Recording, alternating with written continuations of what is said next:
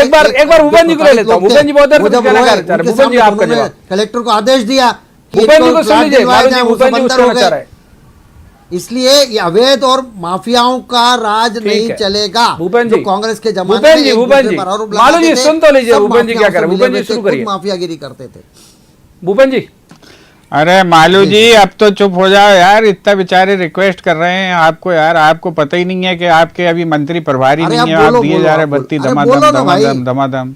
अभी मंत्री जी अभी प्रभारी नहीं बने। सुनिए अब आपको मैं बता दूं कि आपको इस बात की जानकारी नहीं है कि एक विधायक इसी अधिकारियों के खिलाफ 7 दिन तक गांधी जी की प्रतिमा पर यहाँ जो है उपवास पर बैठी और उन्होंने कहा कि नरसिंहपुर में कलेक्टर एसपी मिलके जो है ये सब कांड करा रहे हैं और आपकी सरकार खामोश बैठी, संज्ञान नहीं ली। इस घटना को हो गए 3 महीने और इस 3 महीने के बाद इस घटना के आपका मंत्री ये चिल्ला रहा है अब। और आपको ये भी बता दूं कि आपके मंत्री की हैसियत कितनी है कि पिछली सरकार में भी शिवराज सिंह जी की इन्होंने अवैध खनन का मामला उठाया था, डीएम बदलने की मांग की थी, डीएम बदलने की मांग की थी। आपके यहाँ तब से ये चोटियाई चल रही है। तो इसके बाद हुआ ये था कि वो डीएम का तो कुछ नहीं हुआ, इनके लड़के पर एफआईआर दर्ज हो गई थी। तो अभी कहीं फिर से ना हो जाए दर्ज, ये चक्कर देखो आप। आप इतनी कस्में मत खाओ पवित्रता की। हरिश्चंद्र जी जो है अब गए, अब वो मामला नहीं बचा आपकी सरकार में।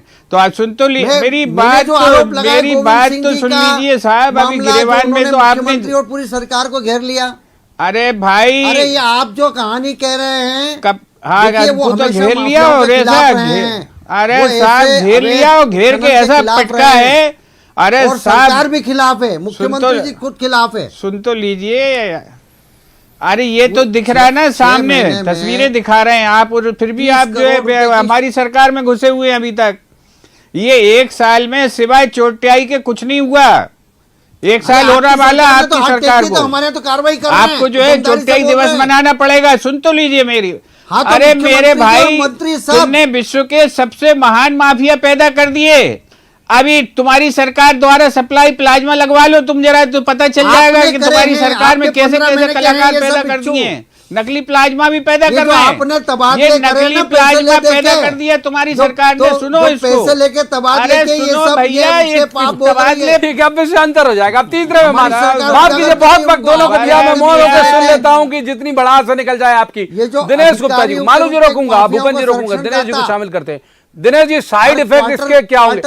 आऊंगा मालू जी, साइड इफेक्ट और टाइमिंग आ जाऊंगा मालू जी। दिनेश जी को ले लेते हैं साथ में। दिनेश जी, टाइमिंग और टाइमिंग क्या कहती है दिनेश जी, और साइड इफेक्ट क्या होंगे? टाइमिंग उस दिन जब सीएम खुद नर्मदा जयंती के लिए अमरकंटक में पूजा करने की तैयारी कर रहे हो, उसके 1 दिन पहले कमल पटेल जी इलीगल माइनिंग, और वो भी नर्मदा जी में, माने सहायक नदियों की उन्होंने बात ही नहीं की, बंजर की बात नहीं की, और भी जो नदियां नर्मदा में आके मिलती हैं अमरकंटक से लेकर यहाँ तक सोन नदी, उसका जिक्र नहीं किया उन्होंने। वो कहा कि साहब इलीगल माइनिंग नर्मदा जी में। तो टाइमिंग क्या कहती है और फिर इनके बयान के साइड इफेक्ट क्या दिखते हैं आपको दिनेश जी? देखिए, जो बयान है वो विशुद्ध तौर पर राजनीतिक पृष्ठभूमि में ही देखना चाहिए। जैसा अभी भूपेन जी जिस तरह से वो व्याख्या कर रहे थे पुराने कार्यकाल की, वो सब जानते हैं कि मध्य प्रदेश की राजनीति में शिवराज जी और कमल पटेल के रिश्ते किस तरह के हैं। और कहीं ना कहीं आप देखिए, यदि एक मंत्री, कैबिनेट मिनिस्टर यदि कोई चीज़ को उठा रहा है तो वो यहीं रुकने वाली नहीं है।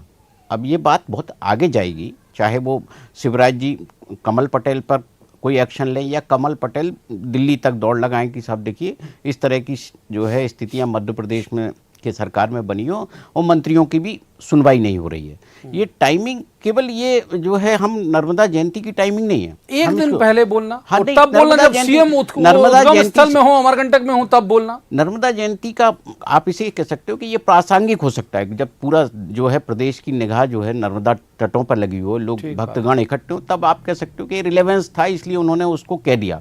लेकिन ये मुद्दा है उस इलाके में। आप देखिए कि होशंगाबाद नरसिंहपुर जो है, कई जगह तो ऐसी स्थिति होती कि एक घाट पर नर्मदा होशंगाबाद जिला होता है, दूसरे पर नरसिंहपुर जिला होता है। तो वो दोनों, जो एक ठेकेदार है होशंगाबाद वाला नरसिंहपुर में घुस रहा है, नरसिंहपुर वाला होशंगाबाद में घुस रहा है, ऐसी भी स्थितियां कई जगह हो रही हैं, जो गोली वगैरह चल रही है। लेकिन आप इसको जो है, मेरा ये मानना है कि उस पूरे क्षेत्र में एक राजनीतिक जो है शक्ति परीक्षण चल रहा है, ये जो चल रहा है अभी, क्योंकि 15 महीने का जो पीरियड था कुछ नए लोग आ गए थे। कांग्रेसियों का भी एक समूह हमने देखा था कि उस दौरान नर्मदा में एक्टिव हो गया था, अब वो भी थोड़ा सा फड़फड़ा रहा है। तो वहाँ भी वो स्थितियाँ हैं। और भारतीय जनता पार्टी में तो कहीं ना कहीं ये लगातार शिवराज जी को घेरने की कोशिश नर्मदा के जरिए होती है, क्योंकि वो नर्मदा, उनका जो जिस क्षेत्र से चुनकर आते हैं वो नर्मदा के किनारे ही है। मालू साहब, सहमत है आप दिनेश जी की बात से कि शिवराज जी को घेरने की कोशिश नर्मदा की पृष्ठभूमि में होती है? बिल्कुल नहीं, ये तो राजनीतिक कयास है। लेकिन ये हर मुख्यमंत्री खुद अगर किसी माफियाओं के मामले में, किसी अवैध काम के मामले में संज्ञान लेकर और वो पूरी तरह से आ जाता हूं, अब भी प्रशासन आता को हूं कहता है कि कार्रवाई करो, तो बाकी मंत्री भी उसी दिशा में और सरकार पूरी उस दिशा में अवैध काम करने वालों पर कार्रवाई के लिए। अच्छा, मतलब कमल पटेल जी की मांग पर कार्रवाई होगी क्या? दर्शकों के लिए यही बता दीजिए निशाने पर। और बिल्कुल कार्रवाई तो हो ही रही है, कार्रवाई होगी, क्यों नहीं होगी।